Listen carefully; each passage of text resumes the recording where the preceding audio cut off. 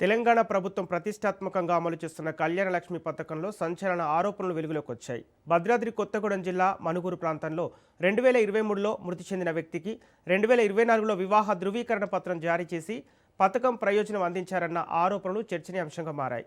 గతంలో వివాహం జరిగిన దంపతుల్లో భర్త 2023లో మృతి చెందినప్పటికీ ఆ తర్వాతి ఏడాది వివాహ ధృవీకరణ పత్రం జారీ కావటం, దాని ఆధారంగా కళ్యాణ లక్ష్మి చెక్కు మంజూరు కావటంపై అనేక ప్రశ్నలు తలెత్తుతున్నాయి. వివాహ ధృవీకరణ ప్రక్రియలో తప్పులు జరిగాయా లేక పత్రాల పరిశీలనలో నిర్లక్ష్యం జరిగిందా అనే అంశాలు ఇప్పుడు చర్చకు వస్తున్నాయి. మరోవైపు పథకం ఇప్పిస్తామని నమ్మించి ఒక వ్యక్తి చెక్కు మొత్తంలో పెద్ద భాగాన్ని తన ఖాతాకు బదిలీ చేయించుకున్నట్లు లబ్ధిదారులు ఆరోపిస్తున్నారు. దీంతో ఈ వ్యవహారంలో మధ్యవర్తుల పాత్ర, అధికారుల పరిశీలనపై అనుమానాలు వ్యక్తమవుతున్నాయి. అయితే ఈ ఆరోపణలపై సంబంధిత అధికారులు, ఆరోపణలు ఎదుర్కొంటున్న వ్యక్తుల అధికారిక స్పందన రావాల్సి ఉంది. ఘటనపై సమగ్ర విచారణ జరిపి వాస్తవాలు వెలుగులోకి తీసుకురావాలని స్థానికులు కోరుతున్నారు. కళ్యాణ లక్ష్మికి అప్లై చేశాము. గురుగంపాడు వెళ్తే అక్కడ మాకు సాక్షులు తీసుకురమ్మని చెప్పారు.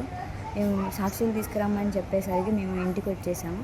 2023లో సెప్టెంబర్ 19వ తారీఖు మా ఆయన చనిపోయాడు. చనిపోయిన తర్వాత ఒక నెలకు రెండు నెలల తర్వాత రంగారావు అనే వ్యక్తి మా ఇంటికి వచ్చాడు.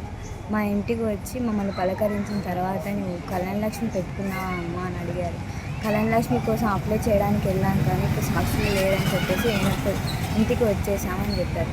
అయితే ఒకసారి నీ ఆధార్ కార్డు ఇవ్వమ్మా అంటే ఆధార్ కార్డు ఇచ్చిన తర్వాత అది ఆన్లైన్లో ఉందమ్మా, ఫోన్లో చూసా ఆన్లైన్లో ఉంది, మీకు కళ్యాణ లక్ష్మి డబ్బులు వస్తాయని చెప్పేసి నా దగ్గర ఉన్న మా పెళ్లి ఫొటోస్, పెళ్లి కార్డులు, నేను చదువుకున్న సర్టిఫికేట్, మా ఆయన చదువుకున్న సర్టిఫికేట్ తీసుకున్నాను. 2 సంతకాలు పెట్టేసి నేను ఇంటికి వచ్చాను.